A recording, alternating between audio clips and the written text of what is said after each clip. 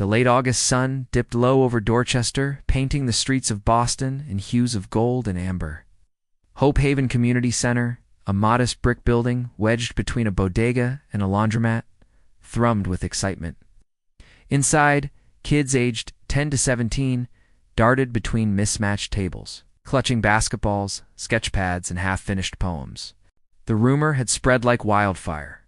Mark Wahlberg, Dorchester's own Hollywood star, was coming to visit Mia Thompson. The center's 29-year-old director stood by the entrance, arms crossed, her brow furrowed. She'd spent 5 years building Hope Haven into a sanctuary for at-risk youth, a place where kids like her younger self, lost, angry, overlooked, could find purpose. The kids idolized Mark, with his action hero roles in Rags to Riches story, but Mia wasn't so sure. She'd grown up hearing tales of his troubled youth fights, arrests, a rap sheet longer than her arm. Sure, he'd turned his life around, but was this visit genuine, or just a photo op for his next movie? The door swung open, and the room erupted. There he was, Mark Wahlberg, in a crisp white t-shirt and jeans, his signature grin lighting up the space. "Yo, what's good, Dorchester?" called his Boston accent, as thick as the kids' cheers. He tossed a basketball to Jamal, a lanky 15-year-old with a shy smile, and high-fived a girl named Tasha who clutched a sketchbook.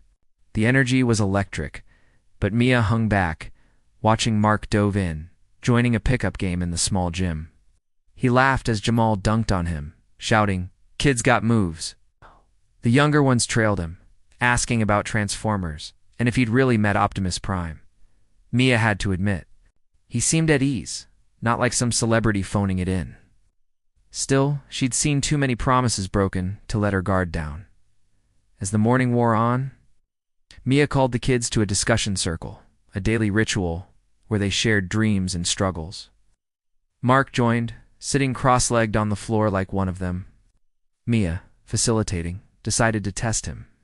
"Mark, you talk a lot about second chances," she said, her voice sharp. "But how do you earn trust after the kind of past you had?" The room stilled. Jamal froze mid-fidget, and Tasha's eyes widened. Mark didn't flinch. He leaned forward, elbows on his knees, and looked Mia in the eye. "Fair question," he said. "I was a knucklehead back in the day, made choices that hurt people, hurt myself. Trust, you don't just ask for it. You show up day after day trying to do right. I'm here because I see myself in these kids. Someone gave me a shot once. I owe it to give one back." The sincerity in his voice caught Mia off guard. The kids nodded, some whispering to each other. Jamal raised his hand. "Did you ever feel like you didn't deserve a second chance?"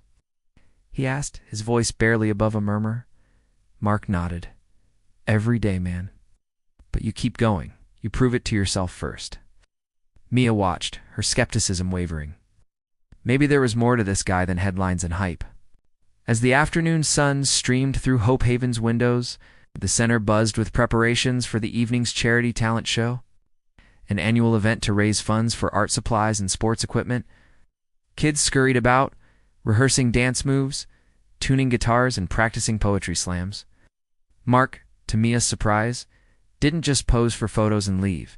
He stayed, rolling up his sleeves to help. In the gym, he coached a group of boys through a dance routine, laughing when they tripped over their own feet. "Come on, you gotta feel the beat," he teased, mimicking their moves with exaggerated flair.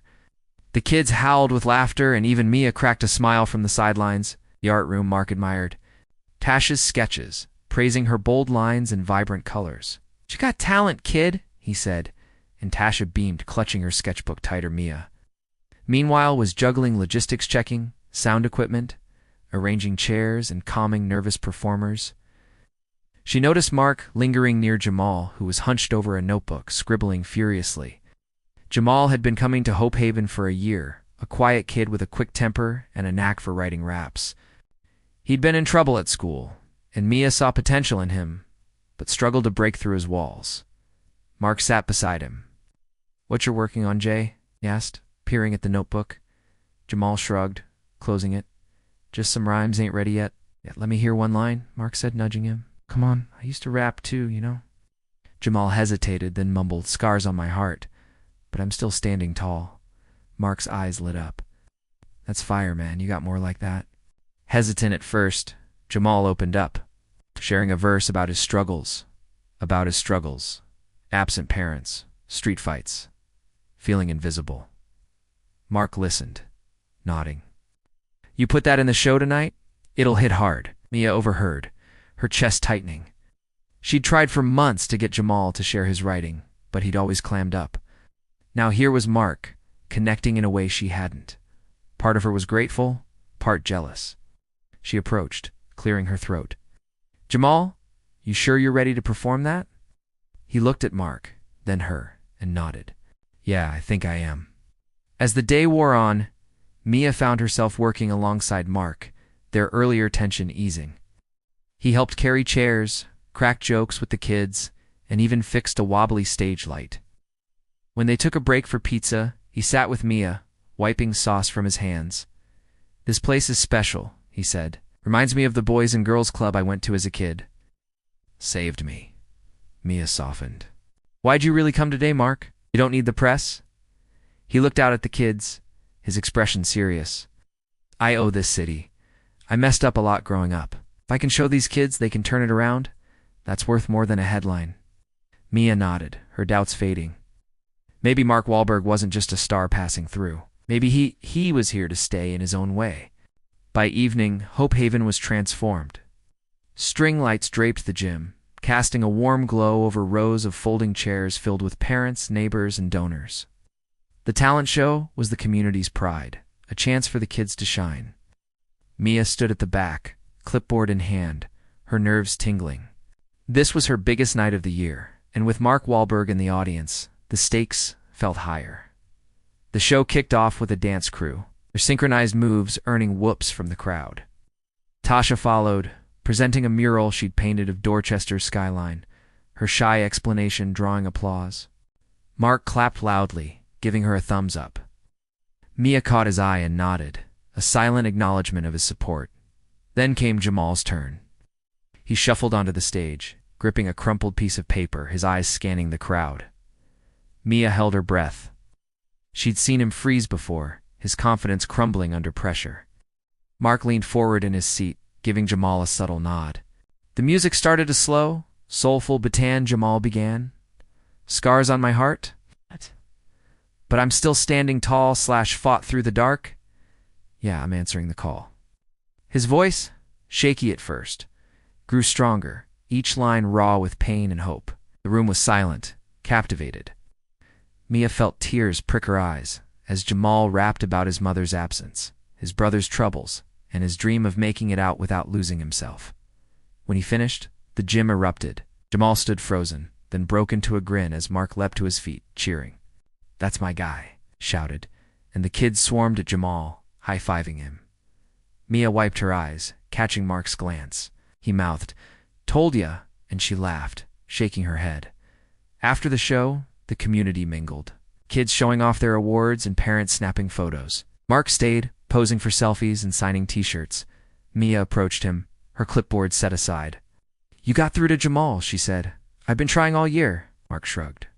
Sometimes it takes someone who's been there. Kid's got heart. Like you do, running this place. Mia hesitated, then spoke. I was hard on you earlier, I thought. Maybe you were here for the wrong reasons. Nah, I get it, Mark said. You're protecting your people. I respect that. They stood in silence, watching the kids laugh and dance. Mia felt a shift, a bridge forming where a wall had been. You sticking around? She asked. Gotta head out tomorrow, he said, but I'm coming back. Maybe we can do something bigger, scholarships, mentorship. You and Mia smiled, extending her hand. I'm in. As the night wound down, Mark gathered the kids for a final pep talk. You got dreams, hold 'em tight, he said. Mess up, get up, you're Dorchester strong. The kids cheered, and Mia felt a warmth spread through her. This wasn't just a visit, it was a beginning. The next morning, Hope Haven was quieter, the post-show buzz settling into a calm routine. Mia arrived early, tidying the gym and reflecting on the night before. Jamal's performance, Tasha's mural, the community's energy, it had been a triumph. More Wahlberg, the man she doubted, had been a big part of it. She still couldn't quite believe he'd stayed so long. connected so deeply. As she swept the floor, the door creaked open. Mark walked in, a duffel bag slung over his shoulder, looking like he'd just come from the gym. "Thought you were leaving today," Mia said, surprised. "Flight's tonight," he said, dropping his bag. "Figured I'd stop by, see if you need help with cleanup." Mia raised an eyebrow. "You're volunteering for janitor duty? What's the catch?" He laughed. "No catch. Just want to talk about that mentorship idea before I go." They sat in the art room, surrounded by Tasha's half-finished canvases. Mark pulled out his phone, showing Mia a rough plan he'd sketched out. A program pairing local kids with professionals in film, music, and sports. "I got friends who'd sign on," he said. "Directors, athletes, people who started like these kids. I could fund it through my foundation." Mia leaned back, impressed.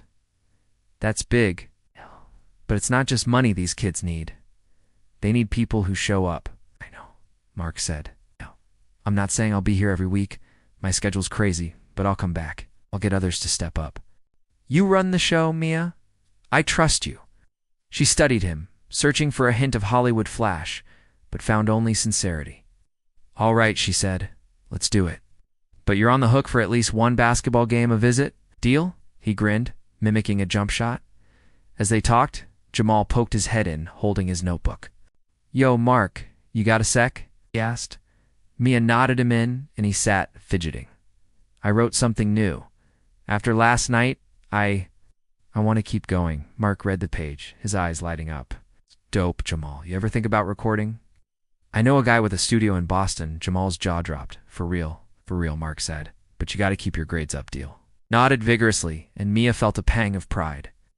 As he left, she turned to Mark. "You're good at this? How'd you know what to say?" "Didn't always," Mark admitted. "Took a lot of wrong turns to figure it out. My priest, my wife, they kept me grounded. I'll just try to pass it on." Mia nodded, thinking of her own journey growing up in foster care, finding purpose at Hope Haven. "Guess we've both got scars," she said softly. "Yeah," Mark said.